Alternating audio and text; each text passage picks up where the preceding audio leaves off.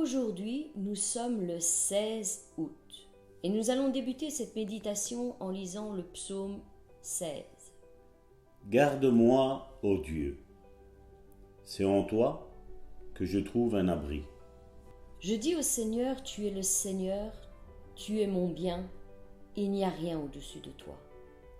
Les saints qui sont dans le pays eux-mêmes et les braves, tout mon plaisir est en eux.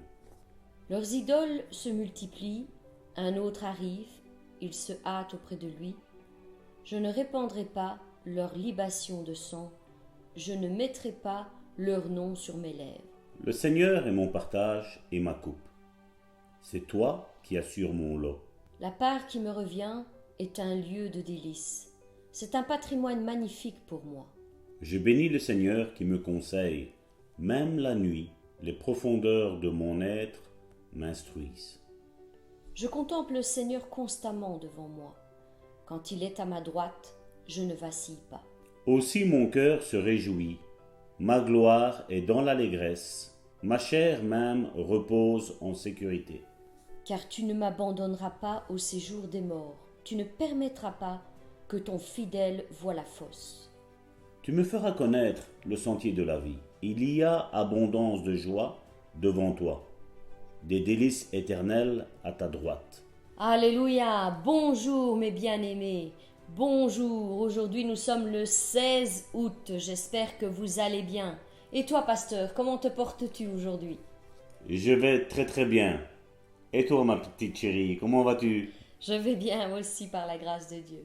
Gloire à Dieu. Aujourd'hui, donc le 16 août, nous allons prendre un texte qui se trouve dans Matthieu chapitre 9, verset 27.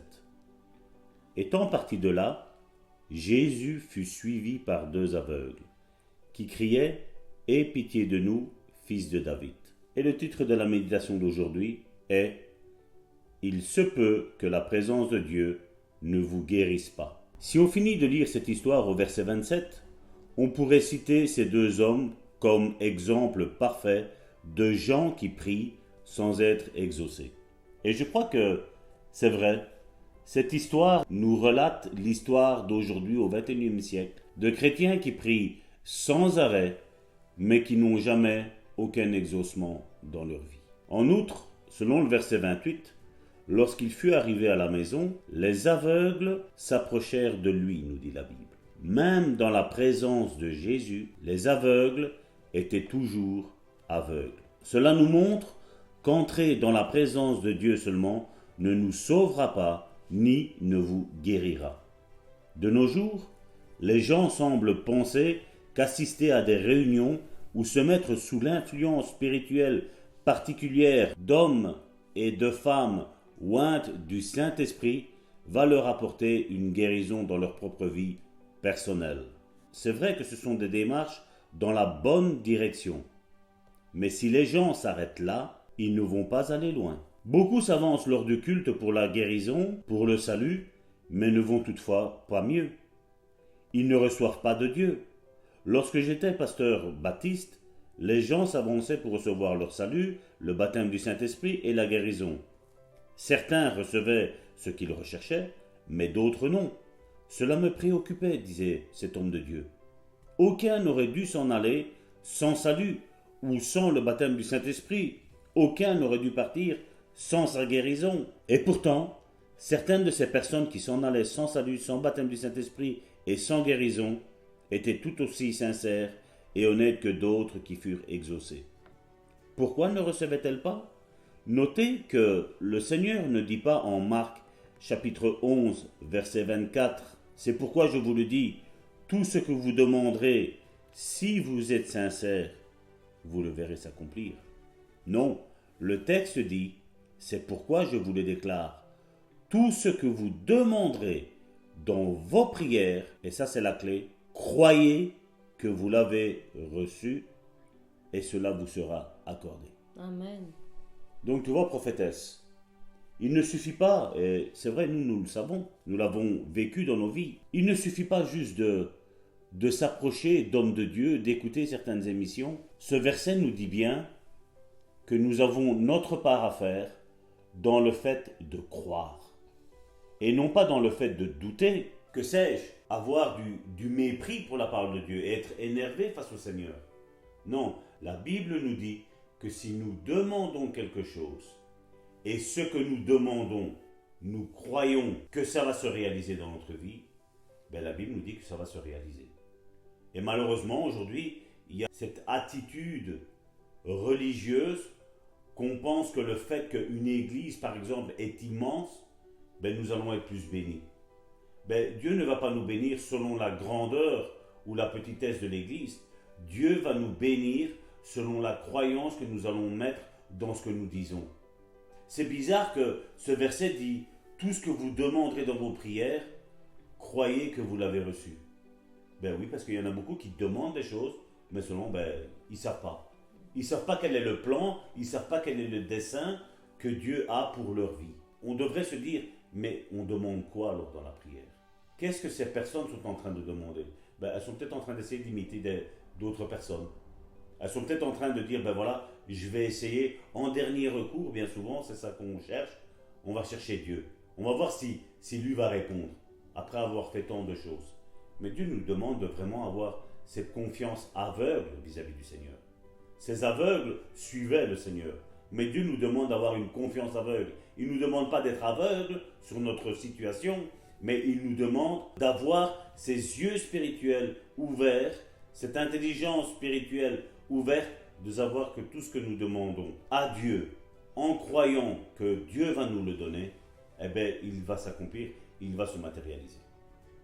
Et malheureusement, aujourd'hui, nous avons aujourd'hui ces innombrables chrétiens qui sont sans cesse en train de demander, mais seulement ils ne croient pas. Et tu crois que ça va porter du fruit? Bien sûr que non. Voilà, ça ne va rien porter comme fruit. Non. S'il y a un doute... Tout à fait. Le doute anéantit toute foi qui pourrait essayer de s'élever. Parce qu'ils sont contraires l'un à l'autre, ils s'opposent l'un à l'autre. On ne peut pas avoir le doute et la foi en même temps.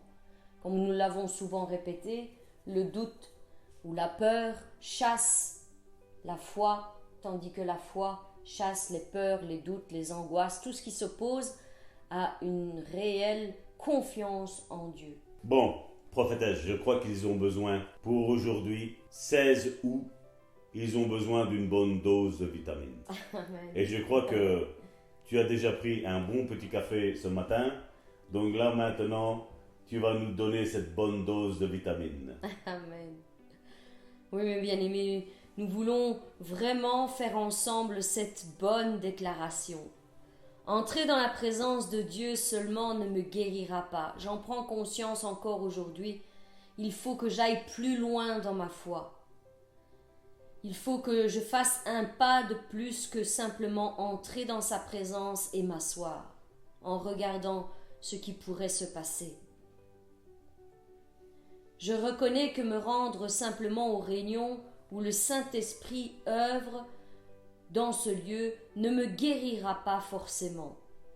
Il faut que j'aie la foi pour être guéri. Il faut que je m'attende à quelque chose de plus de la part de mon Dieu, pour ma propre vie, pour mon propre cas, pour ma propre maladie. Dieu ne veut pas que je sois simplement dans sa présence, mais il veut que je lui donne mon cœur tout entier, ma confiance tout en entier, et que je m'attende sincèrement à ce qu'il se passe quelque chose. Et s'il le faut, je ferai comme ces deux aveugles qui le suivaient. À un moment donné, ils ont fait un pas de plus et ils se sont approchés de Jésus et ils ont crié « Jésus, fils de David, aie pitié de nous ». Ils ont fait un pas de foi de plus, ils ont crié à Jésus parce qu'ils voulaient vraiment se différencier des autres, sortir du lot, ne pas être simplement présent, mais vraiment que Jésus pose son regard sur eux et agisse en leur faveur. Ils croyaient que simplement en l'appelant de tout leur cœur, de tout leur être, malgré que les autres leur disaient de se taire, ils ont crié encore plus fort parce qu'ils avaient cette ferme assurance que si Jésus entendait leurs cris, il tournerait les regards vers eux et il les guérirait. Il y avait quelque chose qui allait se passer. Ils s'attendaient vraiment à la main de l'Éternel qui s'étende sur eux. Et c'est avec cette attitude, mes bien-aimés, que nous voulons nous approcher du trône de Dieu, quelle que soit la demande que nous formulons auprès de Dieu, que ce soit non seulement pour une maladie, mais aussi pour tout autre besoin que nous avons. Nous devons rester dans l'attitude de croire que quelque chose va se passer. Et c'est simplement alors que nous le verrons s'accomplir. Il faut croire pour recevoir et non recevoir pour croire. C'est important, Amen. C'est une attitude que Dieu cherche dans notre cœur. N'oubliez pas que les réalités célestes sont différentes des réalités terrestres. Elles sont opposées l'une à l'autre. Bien souvent dans la parole de Dieu, nous voyons des choses qui semblent tellement être contraires à la logique humaine. Il faut devenir petit pour grandir dans la foi, pour être le plus grand. Il faut pardonner pour être pardonné. Il faut donner pour recevoir. Il faut s'humilier pour être élevé. Il faut s'humilier pour être élevé. Bien souvent, les lois spirituelles sont contraires à la logique humaine. Mais bien aimés, s'il y a quelque chose que vous devez retenir aujourd'hui, c'est bien ça. Ne vous conformez pas à votre logique humaine et à vos sentiments, vos émotions. Allez plus loin dans votre foi. Je vous encourage vraiment à aller plus loin dans votre foi, à croire de tout votre cœur, de toute votre âme, de toute votre pensée. Et c'est simplement alors que vous le recevrez. Ayez cette foi qui soit vraiment ferme en Jésus-Christ et attendez-vous à quelque chose. Alors je prie aujourd'hui afin que l'Éternel étende sa main puissante sur vous. Soyez fortifiés, restaurés, relevés vraiment dans votre foi. Je prie afin que l'Éternel dépose en vous une semence de foi qui soit multipliée au nom puissant de Jésus-Christ, afin que vous puissiez recevoir toutes les bénédictions qu'il a en réserve pour chacun d'entre vous. Mes bien-aimés, fortifiez-vous dans la foi, allez plus loin dans la foi, car vous recevrez ce en quoi vous croyez, ce en quoi vous vous attendez. Je vous souhaite encore une excellente journée dans la présence de notre Seigneur Jésus-Christ. Soyez bénis et fortifiés. Quant à nous, nous nous donnons rendez-vous demain.